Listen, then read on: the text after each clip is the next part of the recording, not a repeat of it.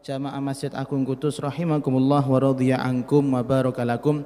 Marilah sebelum kita memulai kajian pada malam hari ini, kita mulai terlebih dahulu dengan niat i'tikaf di masjid.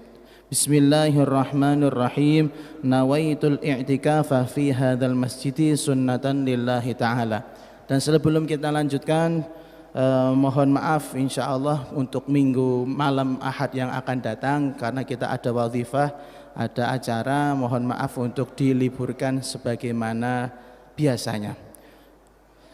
Pada pertemuan yang lalu kita sudah membahas tentang beberapa ayat daripada awal suratul Baqarah, dan kemarin perlu kita ulas sedikit bahwasanya Allah Subhanahu wa taala mengatakan dzalikal kitabu la raiba fi.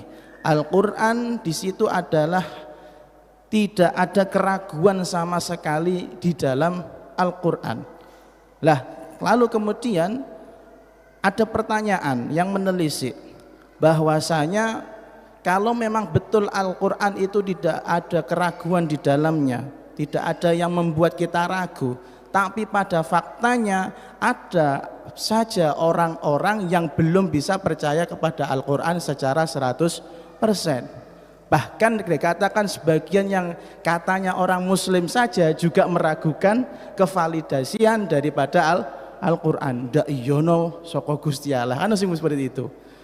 Lalu kemudian kalau dikatakan tidak ada keraguan di dalamnya, nyatanya di dalam beberapa kasus di dalam Al-Qur'an ada beberapa ulama yang berselisih pendapat tentang arti daripada sebuah kalimat yang di dalam Al-Qur'an. Wa fakihata wa abba, contohnya kalau fakihah orang Arab tahu apa artinya fakihah, buah-buahan, tapi abban ini antara sahabat Abu Bakar Siddiq ya nafsirinya berbeda, Ibnu Abbas ya nafsirinya berbeda. Bukankah pertentangan ulama ini merupakan sebuah keraguan terhadap Al-Qur'an? Maka dijawab sama Syekh Amin Al-Harari bahwasanya al-makna la raiba bihi inda al-mu'minin. Yang dimaksud Al-Qur'an tidak ada keraguan di dalamnya adalah yang tidak ragu orang-orang mukmin saja. Nah, begitu juga para ulama. Para ulama itu mereka walaupun berbeda pendapat di dalam beberapa kasus di dalam Al-Qur'an, tapi sebenarnya mereka adalah termasuk bagiannya orang yang beriman. Tidak ada ulama di dunia ini yang meragukan isi daripada Al-Qur'an bahwasanya datang dari Allah Subhanahu wa ta'ala. Itu yang pertama. Lalu yang kedua, ada yang mengatakan innaman nafyu huna huwa nafyur raibi 'anil kitab la 'anin nas. Bahwasanya Allah mengatakan tidak ada keraguan di dalam Al-Qur'an, itu adalah penegasan dari Allah. Al-Qur'an ini tidak boleh bisa dikatakan ada hal yang meragukan kita. Kalaupun orang itu ragu terhadap isi daripada Al-Qur'an, ya urusannya dia gitu. Jadi yang diurus oleh Allah Subhanahu wa taala bahwasanya Al-Qur'an itu datangnya hak, datangnya itu secara benar, tidak ada kekeliruan sama sekali. Kalau urusan si A, si B, si C mau kafir kayak mau ragu kayak terserah. Yang penting Allah memvalidasi bahwasanya di dalam Al-Qur'an semuanya betul-betul datang dari Allah Subhanahu wa taala. Yang ketiga, al-ikhbaru huna fi ma'nal amr. Dikatakan bahwasanya kalimat susunan dzalikal kitabul la raiba fih, itu kitab adalah kitab yang tidak ada keraguan sama sekali. Kalimat susunan kalimat ini adalah kalimat informasi, tapi artinya adalah memerintah kita, janganlah kalian wahai orang mukmin untuk ragu apa yang ada di dalam Al-Qur'an. Sebagaimana yang kita contohkan kemarin, kalau kita lewat sebuah gedung, lalu kemudian di situ ada pojok ruangan tertulis khusus petugas, misalnya seperti itu ya, ruangan khusus petugas. Berarti selain petugas tidak boleh masuk, kan gitu. Kalau Anda bukan petugas, kamu berarti tidak boleh masuk di dalam ruangan tersebut. Lalu kemudian hudan lil muttaqin. Al-Qur'an ini adalah penjelas, penuntun, memberi hidayah, petunjuk untuk siapa? Al-muttaqin, orang-orang yang bertakwa. Lah, sedangkan kalau kita menilik dari kata takwa sendiri, nah kita repot ini. banyak sekali dari kita yang mungkin dalam 24 jam takwanya itu tidak sampai 1 menit 2 menit. Kathah supene, kathah laline kalih Gusti Allah. Kalau dimaksudkan takwa yang seperti itu, wah jelas kita nggak masuk di dalam ayat ini. Makanya Syekh Amin Al-Harari menafsirinya unik. Lil muttaqin, Al-Quran ini adalah hidayah bagi siapa? Yaitu lidhdallin, yaitu untuk orang-orang yang sesat. Tapi sesatnya bagaimana? Al-musyarifinat taqwa, orang yang selalu berusaha mencari-cari bagaimana dia selalu bertakwa. Nah ini kita bisa masuk dalam ayat ini. Kita ini ngakui bahwasanya kita ini belum takwin betul sejati, belum. Tapi kita ini walaupun sesat jangan sampai napa istilahnya keterusan ya buat sesekali kayak seperti ini alhamdulillah kumpul majelis taklim, dengerin ceramah, dengerin ilmu, iktikaf di masjid, ini termasuk bagian daripada al-musyarifina lit taqwa, orang-orang yang berusaha mencari ketakwaan. Kalau keluar dari masjid mau belot sedikit ya nantilah urusannya tobat lagi kan gitu. Lalu yang kedua, arti yang al-muttaqin yang kedua yaitu al-muttasifina bittaqwa halan au ma'alan, orang-orang yang betul-betul zahir batinnya ya, perilakunya, sifatnya, akhlaknya, ucapannya, hatinya, imannya semuanya sudah takwa yang kualitas A. Jelas kita nggak masuk. Jelas kita nggak masuk. Maka ya harapannya adalah kita termasuk di dalam tafsiran yang mengatakan kita ini orang sesat tapi masih mau untuk mencari bagaimana cara bertakwa kepada Allah Subhanahu wa taala. Lalu ada lamhah atau faedah sedikit. Di sini dikatakan limadza khussal huda lil muttaqin. Kenapa Allah mengkhususkan Al-Quran ini sebagai petunjuk hanya untuk orang-orang yang bertakwa?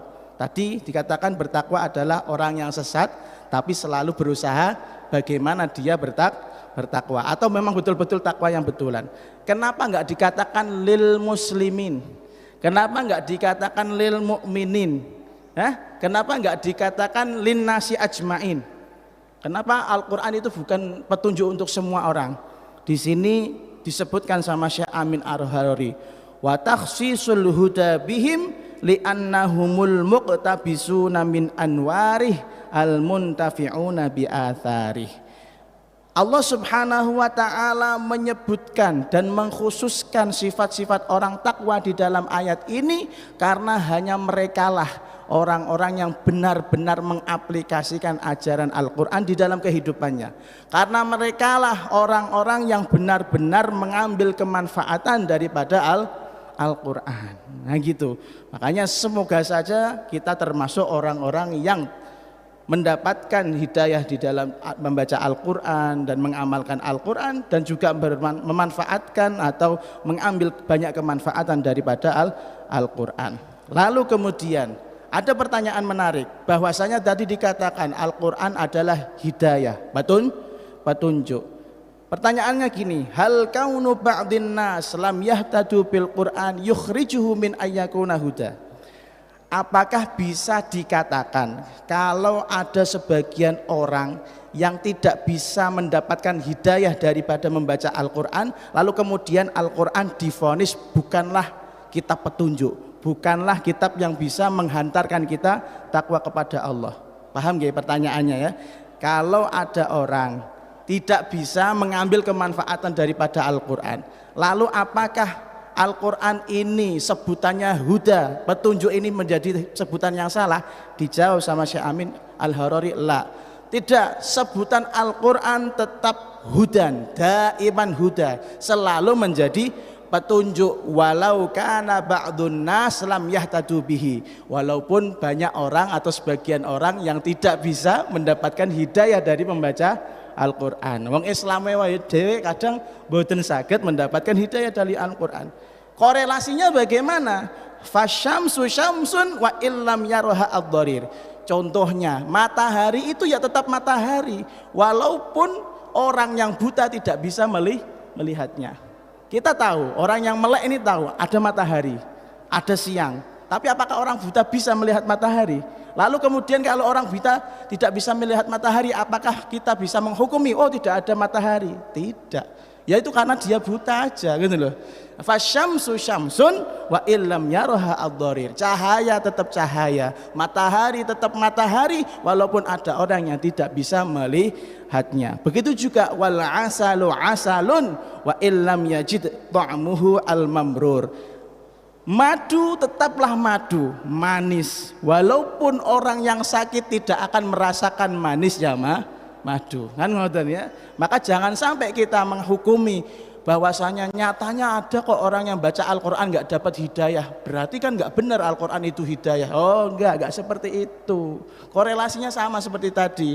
Hubungannya sama. Mau matahari itu ada, cahaya itu ada walaupun orang yang buta tidak bisa melihat cahaya. Madu itu tetap manis walaupun orang yang sakit tidak merasakan manisnya madu. Seperti Anda lah kalau sakit lah ya. Kalau sakit mie ayam ya enak rasanya, sepol kabeh kan ngoten pahit cangkeme. Nah, begitu juga wal misku miskun wa illam yudrik tibahu al ma'nuf. Minyak wangi misik itu tetaplah berbau wangi walaupun yang punya hidung itu hidungnya mampet buntet. Arep pilek mawon nggih ora mambu apa-apa seperti beberapa tahun lalu awal-awal corona nggih. Awal-awal corona itu tanda-tanda kena corona apa? Tidak bisa mencium bau. Lah itu sama. Makanya di sini disebutkan sama Syekh Amin Al-Harari, fal khaibatu kullal khaibah liman atisha wal bahru zakhir. Maka sungguh kecelakaan yang luar biasa ketika ada orang yang dia merasa dahaga di depannya lautan tawar yang menyegarkan baginya. Kayak orang dia mengatakan mana Allah? Mana Allah? Sementara di hadapannya, di dalam dirinya ada tanda-tanda kekuasaan Allah. Uteke ning dijon kan gitu loh maksudnya. Makanya fal khaibatu kullal khaibah liman atisha wal bahru zakhir. Sungguh kecelakaan, sungguh kebinasaan orang yang dahaga tidak mau minum padahal di depannya ada minuman yang menyegarkan. Wa baqiya fi dzulmati wal badru zahir. Orang yang mencari cahaya di dalam kemalaman padahal ada bulan purnama, tapi dia tetap masih di dalam kegelapannya, di dalam gua rak gelem metu, ya tetap sesat gitu loh. Maka di itu wal hasratu kullal hasrah liman asa wa fasaq. Dan sungguh kesengsaraan dengan segala jenis kesengsaraannya untuk siapa? Orang-orang yang tahu Al-Qur'an itu benar datangnya dari Allah, yang tahu bahwasanya Al-Qur'an ini adalah petunjuk dari Allah, tapi dia tetap maksiat dan tetap fasik. Fasik itu apa? Fasik yaitu orang yang tajawuz anil had, orang yang melampaui batas daripada kemaksiatannya. Nah, ngoten. Udah tahu Al-Quran mengatakan oh ada surga, ada neraka. Man amila salihan fali nafsih. Barang siapa yang melakukan kebaikan maka efek baiknya kembali pada dia. Wa man asa'a fa 'alaiha. Dan barang siapa yang melakukan keburukan tanggung sendiri akibatnya. Sudah tahu. Banyak toh dari kaum muslimin kita sendiri tahu sesuatu yang kita lakukan terkadang berpotensi dosa. Tetap dilakoni apa enggak? Tetap. Contoh saja cah santri gosok sendal, tahu itu haram, tahu itu haram, makanya tapi tetap dilakukan. Kenapa? Meremehkan dosa. Seperti halnya dia itu tidak kenal Al-Quran, tidak kenal Allah Subhanahu wa Ta'ala. Makanya di sini kita harus sebisa mungkin, mugi-mugi kita berdoa sama-sama. Semoga kalau kita baca Quran di situ ada perintah kita bisa melakukannya, di situ ada larangan kita bisa meninggalkannya secara mudah, secara enteng tanpa rasa beban sama sekali. Kalau ada beban, ada ini itu ya sudah termasuk orang yang aso wa fasaq, termasuk orang yang maksiat dan fasik. Tahu Al-Quran itu ngajak kebaikan, tahu Al-Quran itu menjauhkan kita daripada keburukan, tapi tetap kita terjang. Na'udzubillah min dzalik. Pun sekarang kita membahas tentang makna at-taqwa itu sendiri. Apa arti daripada taqwa? Lughatan, secara bahasa ma'khudun minal ittiqai. At-taqwa itu diambil dari kata bahasa Arab al-ittiqa, masdar ya. Apa artinya ittiqa? Al-hajiz baina syai'aini, yaitu penghalang antara dua hal. Jadi misal ada A, ini A, ini B, nggih. Ini minuman A napa niki dingin, ini minuman B panas. Lalu kita sampingkan seperti ini, lalu kita kasih apa? Penyekat. Penyekat ini namanya at-ittiqa, at-taqwa secara bahasa. Makanya wa minhu yuqal ittaqa bitursihi. Dan ada orang yang mengatakan bahwasanya orang tersebut menjadikan apa namanya polisi pakai tameng, menggunakan tameng sebagai pelindungnya. Maka dari itu harus kita tahu takwa secara lugatan, secara bahasa adalah memisahkan atau menjadikan sebuah satir atau tutup di antara dua hal. Lalu kemudian di dalam syara itu apa? Ibaratun an kamalit tawaqqi amma darrahu fil akhirah. Yaitu ungkapan tentang kesempurnaannya menjaga diri kita dari hal-hal yang membuat kita rugi di akhirat. Kita tahu, kita ini sebagai hamba, lalu di akhirat nanti itu ada neraka. Lah usaha kita itu agar jangan sampai masuk neraka itu loh, jangan sampai kena azab, itu namanya takwa. Usaha kita jangan sampai masuk ke dalam azab, jangan sampai disiksa, jangan sampai dipojok-pojokkan sama Allah, jangan sampai dicuekin sama Allah nanti di akhirat, itu namanya apa? Takwa. Walahu salatsu maratib. Dan takwa itu ada tingkatannya. Yang pertama, at-tawaqqi 'anil 'adzabil mukhallad. Yang pertama adalah menjaga diri jangan sampai masuk dalam siksa yang selama-lamanya. Pertanyaannya, orang-orang yang berhak disiksa selama-lamanya itu siapa? Orang-orang kafir. Makanya caranya biar kita tidak selama-lamanya daripada api neraka yang selama-lamanya bagaimana? Bitabarri minal kufri. Kita jangan sampai masuk dalam kekafiran. Usaha ojo sampai musyrik, ojo sampai nyembah Tuhan selain dari Allah Subhanahu wa ta'ala. Itu yang pertama, yaitu menjaga diri jangan sampai kita diadab secara istiqomah oleh Allah, diadab secara abadi selamanya. Itu yang pertama. Yang kedua, at-tajannub an kulli ma yu'thamu min fi'lin aw tarkin hatta shaghair inda qaumin. Yaitu kita berusaha semaksimal mungkin dari hal-hal yang berpotensi kita mendapatkan dosa, baik itu berupa ucapan ataupun perbuatan, ya. Jadi kita tuh menghindari hal-hal yang membuat kita berdosa, baik itu dilakukan atau tidak dilakukan. Maka di sini di dalam Al-Qur'an disebutkan walau anna ahlal qura amanu wattaqau lakafarna anhum sayyi'atihim. Kalau seandainya orang-orang yang ada di desa tersebut mau beriman dan bertakwa di dalam ayat ini adalah menghindari apa saja yang berpotensi dosa. Itu maka Allah akan ampuni dosa-dosa mereka. Masalahnya gini, bedanya yang pertama dengan yang kedua apa? Kalau tadi dikatakan siksanya selamanya, kalau yang kedua sama-sama dosa. Bedanya apa? Kalau tadi kafir, ya, yang kalau pertama itu tadi kafir. Kalau yang kedua mukmin muslim bisa jadi berdosa. Dan akidahnya Ahlus Sunnah wal Jamaah mengatakan bahwasanya orang mukmin atau orang muslim yang berdosa, itu tidak tidak selamanya di neraka. Itu yang pertama, tidak selamanya di neraka asalkan mati dalam keadaan muslim. Dan kedua, dosa-dosanya terserah Gusti Allah, mau diampuni mau enggak itu terserah. Makanya potensinya kalau kita melakukan kemaksiatan itu ada beberapa potensi. Pertama, tidak diampuni oleh Allah, akhirnya masuk neraka.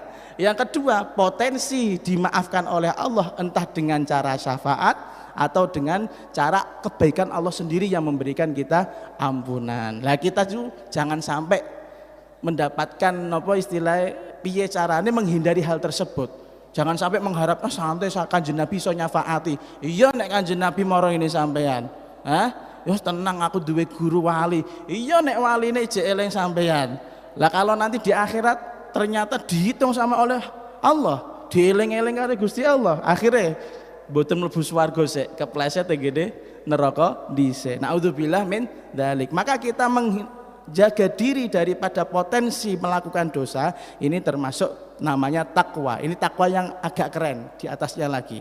Dan yang paling ketiga, yang paling tinggi, ayyatanazzaha amma yushghilu sirrahu anil haqqi azza wajal, yaitu bagaimana caranya menghindarkan hati dari semua hal selain Allah Subhanahu wa taala. Wangel, menghindarkan hati dari semua hal yang membuat kita lupa kepada Allah Subhanahu wa taala. Jadi ini bukan urusan dosa ganjaran tok mboten, tapi bahkan perkara-perkara yang mubah, ya, perkara-perkara yang hukumnya mubah secara syariat. Kalau itu membuat kita lupa sama Allah Subhanahu wa taala, ini termasuk sudah terbilang bukan termasuk takwa. Tapi sekali lagi kita ingatkan, ini adalah takwa yang paling sempurna. Kita isahanya yang pertama yang kedua itu tadi, pertama dan yang kedua. Kalau Anda bisa yang ini, masya Allah, wa huwa at-taqwa al-haqiqiyah al-ma'mur fiha fi qaulihi ta'ala ya ayyuhalladzina amanu taqullaha haqqa tuqatih. Kalau kita betul-betul bisa menghilangkan di dalam hati ini semua selain Allah Subhanahu wa taala, maka inilah yang namanya takwa yang sejati, yang sering kita dengar di dalam khutbah-khutbah. Ya ayyuhalladzina amanu taqullaha haqqa tuqatih. Wahai orang-orang yang beriman, takwalah kalian kepada Allah dengan takwa yang sesungguhnya. Wah, repot nih. Repot. Menghindarkan hati dari hal selain Allah. Kita masih cinta diri sendiri. Kita masih sayang sama HP kita. Kita sering masih main sama laptop kita. Kita sering menuhankan kuota internet kita, ya. Kita sering sibuk dengan reels Instagram kita. Itu namanya sudah bukan takwa lagi. Ya, sudah bukan takwa yang kelas A niku. Wong itu kan walaupun perkara mubah, kalau sampai kesenangan kita terhadap itu mengalahkan senang kita kepada Allah, berarti sudah bukan takwa yang ini. Bukan takwa yang kelas tinggi. Wa aqsa maratibu hadan nau'i minat taqwa mantaha ilaihi himamul anbiya alaihi salatu wassalam. Makanya iman-imane para nabi dan para rasul yang jenis ini, dan yang paling tinggi bukan hanya sekedar dia ingat Allah Subhanahu wa taala tok niku boten, tapi bahkan mengalahkan cintanya dirinya sendiri, mengalahkan daripada cinta kepada Allah Subhanahu wa taala. Maka jangan heran karena takwa yang model seperti ini jama'u riyasatayin nubuwah wal wilayah. Orang-orang yang punya takwa level inilah berhak mendapatkan pangkat kenabian dan pangkat kewalian. Makanya kalau Anda masih cinta sama motor Vespa Anda, itu belum dikatakan wali, durung pantes rasane. Mungkin sampean bantah, loh nyatane wali-wali ku sugih-sugih. Kados Mbah Hamid Pasuruan, sugih rak karuane. Punya kemudian nun sewu Abah Lutfi bin Yahya, Habib Umar bin Hafid, kendaraannya luar biasa. Loh kalau Anda korek itu hati beliau, ndak ada dunia itu.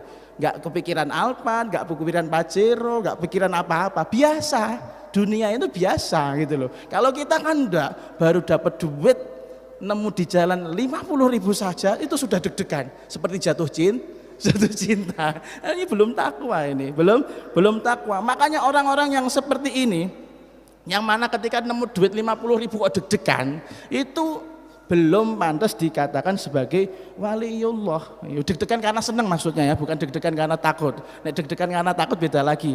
Deg-degan karena senang, wah iki untuk duit nemu ning dalan tak pek. La ilaha illallah Muhammadur Rasulullah. Takwanya dari mana? Akhirnya semakin lama hijabnya itu semakin tebal, nggak bisa ma'rifat. Lah kalau para nabi, para wali karena sudah takwa, makanya di sini dikatakan wa ma'aqahum ay wala yadurruhum at-ta'alluq bi alamil asbah. Maka ketika orang-orang yang model takwa seperti ini, walaupun diri mereka bersama banyak orang, tidak masalah. Ada orang ganteng kayak, ada orang jelek, ada orang pakai mobil mewah, mobil welek, semuanya sama di mata dia. Yang penting itu Allah Subhanahu wa Ta'ala. Kalau kita enggak ditelok, wah cakai dino iki gawa napa? Gawa sandal new era. Wah misalnya, atau kemarin kayaknya bawa HP Samsung deh. Kenapa sekarang bebannya 3 HP-nya? Wah ini sudah mikir donyone uang loh ya. Mikir donyone uang sudah susah untuk menjadi orang takwa susah. Lalu kemudian ketika mereka sudah nggak peduli dengan sekitar, alias hatinya itu ta'alluq sama Allah Subhanahu wa Ta'ala, begitu juga mereka mudah al-uruju ila alamil arwah. Ruhaniyah mereka itu gampang sekali untuk menyambung dengan alam arwah. Makanya para wali niku kathah mendapatkan ilmu-ilmu laduni bukan dari dunia, tapi hasil perjalanan spiritual mereka, jiwa mereka bertemu dengan Nabi, bertemu dengan wali. Makanya jangan heran terkadang seorang wali ngomong A, wali yang lain juga ngomong A dengan nada yang sama, ucapan yang sama. Karena al-arwah junudun mujannadah. Seperti halnya contoh realnya adalah ketika Sayyidina Umar bin Khattab radhiyallahu anhu. Lalu kemudian di tengah-tengah khutbahnya beliau mengkomando pasukan yang jauhnya ribuan kilometer. Tengah-tengah khutbah bisa mengkomando, hati-hati di depan ada musuh, berhenti dulu. Itu kalau setrumnya nggak sama-sama takwa, gak nyampe Pak, gak nyampe, gak mungkin. Gujuk-gujuk, ini apa ini? Mana mungkin seperti itu ya. Akhirnya kalah peperangan. Ya. Tapi kalau sama-sama takwa, kemudian getarannya sama, nah itu nanti langsung nyambung, tek gitu loh. Tek langsung informasinya nyampe. Makanya jangan sampai heran kok wali iso koyok ngono, getarannya sudah takwanya sama. Kalau kita nggak nyambung ya nggak bisa. Mindset pikiran kita masih mindset pikiran HP-nya orang lain, hartanya orang lain, istrinya orang lain. Naudzubillah min dzalik. Maka kemudian walam tasudduhum al-mulabasa bimasalihil khalqi anil istighraqi fi syu'inil haqqi. Maka orang-orang yang takwa seperti ini tetap ngurusi umat, tetap membimbing umat, tetap mengajarkan kebaikan kepada umat, tapi mereka tetap di dalam hatinya istighraq, selalu tenggelam cinta kepada Allah Subhanahu wa Ta'ala. Lah kok bisa seperti itu? Likamal isti'dadi nufusihim az-zakiyah al-muayyadah bil quwwatil qudsiyah. Karena mereka memiliki jiwa-jiwa yang suci yang sudah dilatih begitu rupa. Sudah melakukan thariqah, sudah melakukan perjalanan, sudah begitu muayyadah bil quwwatil qudsiyah, dikuati dengan kekuatan ilahi. Makanya orang-orang wali-wali niku hubungan sama Allah itu gampang. Pernah saya sampaikan bahwasanya suatu saat Abuya Uci Turtusi ya dari Banten atau Jawa Barat itu janjian sama Abah Lutfi untuk nopo umroh bersama. Tapi suatu saat Abah Lutfi ngendikan bahwasanya beliau tidak bisa melaksanakan umroh karena tidak diizini oleh Allah, bukan Rasulullah loh ya, langsung Allah. Bayangkan orang komunikasinya sama Allah Subhanahu wa Ta'ala, tutup boten. Ya jangan, kita nggak bisa karena kita pikirannya nggak sama seperti Abah Lutfi, takwanya nggak sama seperti Abah Lutfi. Bisa nggak ngobrol sama Allah Subhanahu wa Ta'ala? Nyatanya ada. Pengen bukti yang lain?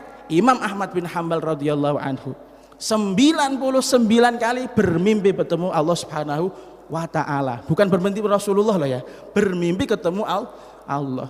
Piye jan? Ini sesuatu yang tidak bisa ditakar dengan takaran syariat. Takwa itu sudah urusannya dia sama Allah Subhanahu wa Ta'ala. Makanya orang, napunten niki, kalau orang sedang riyadhah itu godaannya bermacam-macam. Dikasih wiridan sama kiai, wah kemudian terlihat nopo qabul hajat-hajatnya. Kemudian ada orang datang bawa masalah, dia bacakan, wah manjur ya. Lah ini sebenarnya godaan dari Allah Subhanahu wa Ta'ala. Kira-kira dia percaya sama bacaannya, apa percaya bahwa Allah Subhanahu wa Ta'ala yang mengkabulkan hajat-hajatnya? Kadang keblingernya orang ya, itu karena dia percaya sama bacaan-bacaannya, lama-lama ndak manjur, lama-lama hilang itu khasiatnya. Walaupun dibaca sholawat nariyah 4444 kali, dibaca setiap Jumat, ya ora kabul-kabul karena yang dicari khasiatnya. Pernah suatu saat Sayyidina Musa alaihi salam ini beliau suatu saat sakit gigi. Nah, karena beliau punya kontak sama Allah tuh gampang, matur ya Allah larane poli, loro untuke larane rak karuan. Akhirnya diajari sama Allah Subhanahu wa taala, Musa kalau kamu mau sembuh ambil daun ini, kemudian rempah-rempah ini jadikan jadi satu, kemudian jadi jamu, minumlah. Langsung sembuh. Karena itu ilmunya dari Allah Subhanahu wa taala. Suatu saat yang lain sakit giginya kambuh lagi. Lah dia nggak nanya Allah, langsung oh iya biyen setahun untuk resep saka Gusti Allah. Diracik itu jamu, diminum nggak sembuh-sembuh. Langsung matur, ya Allah dulu jenengan kasih racikan saya sembuh. Kenapa sekarang nggak sembuh? Karena kamu lupa ya Musa, yang memberi racikan itu siapa? Yang memberi racikan itu aku. Berarti kesembuhan itu bukan dari racikan tersebut, tapi kesembuhan adalah dari Allah Subhanahu wa taala. Sama itu. Hati-hati ya. Hati-hati cari santri-santri yang mulai seneng rotibul haddad, santri-santri yang mulai seneng maulid simtud duror ya. Kemudian kalau kemudian Anda mendapatkan fadilah keistimewaan bisa bertemu sama Rasulullah Shallallahu alaihi wasallam, itu yakinilah bukan karena kewalian sampean wis ngoten mawon.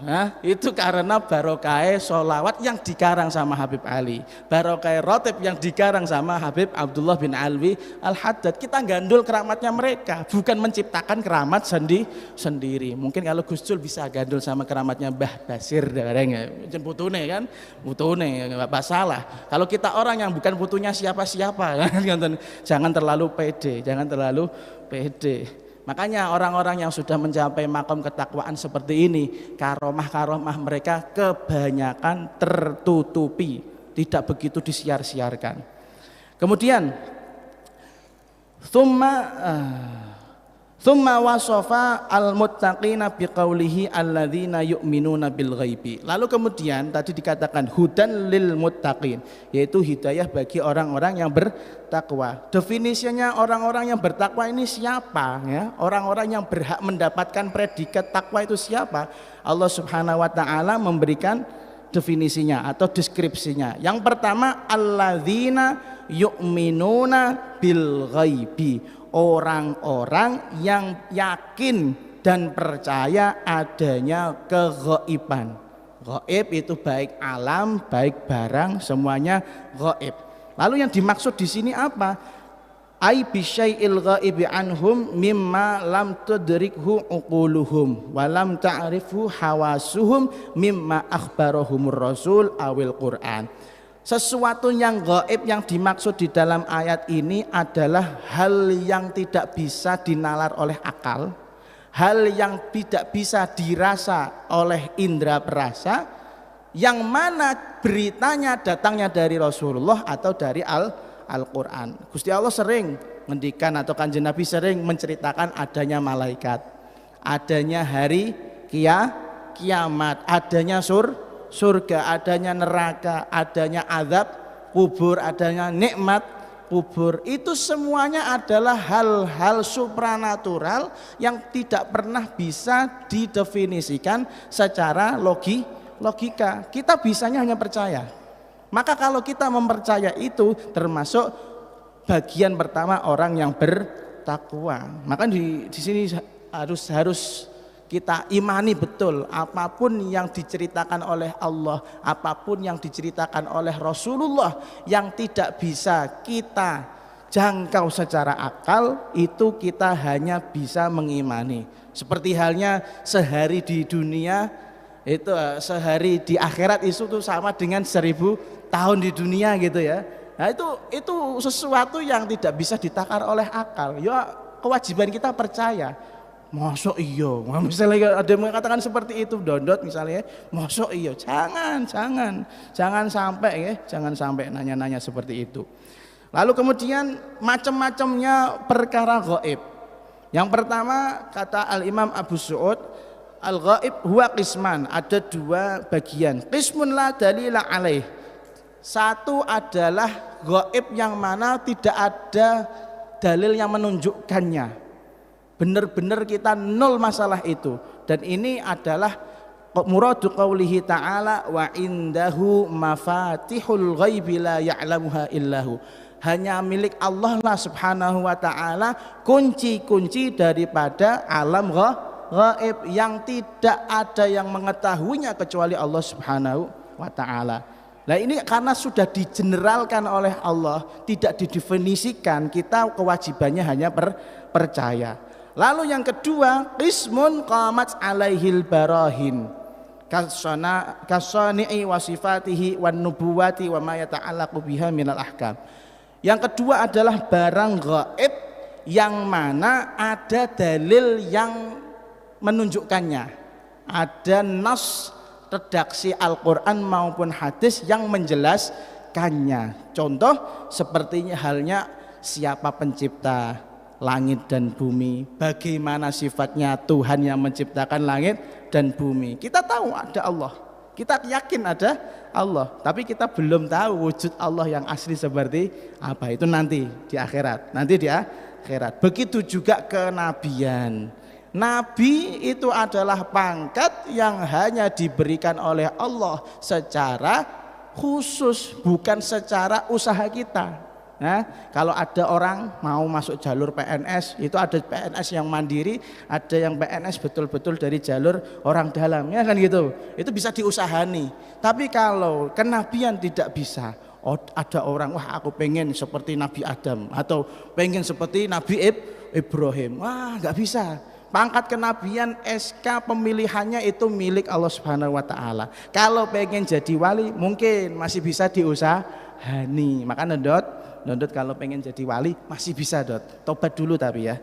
Tobat dulu, taubatan nasuha, kemudian berlaku amal soleh, meninggalkan keburukan, baru insya Allah bisa jadi wali. Lalu kemudian maknal iman bil ghaib, apa yang dimaksud dengan percaya dengan barang gaib, yaitu i'tiqadu wujudi maujudin wara'al muhassasat. Kita meyakini keberadaan hal-hal yang tidak bisa diindra dengan akal maupun indra perasa. Tapi syaratnya mata ursyida ilaihi dalil, selagi ada dalilnya. Contoh kita mengetahui dan secara dalil ada bahwasanya di sekitar kita itu ada jin, ya, ada jin. Jin ini yang menegaskan Al-Quran, wujudnya jin yang menegaskan Kanjeng Nabi. Maka kita yang nggak pernah melihat jin, nggak pernah bisa masuk ke alam jin, kewajiban kita hanya percaya keberadaan mereka, bukan mempercayai mereka punya kekuatan gimana enggak. Kita mempercayai keberadaan mereka, itu saja. Makanya ketika Anda kejinan atau kesurupan, ya, atau teman Anda kesurupan, jangan sampai panik. Itu sama-sama makhluk Anda. Ketika Anda ada orang kesurupan lalu kemudian Anda panik, ya seneng itu dia. Nanti mempermainkan Anda, wah mana kopi kan gitu. Nanti kalau jinnya rodok modern, mana kuota minta kuota. Naudzubillah min dzalik, ya Allah.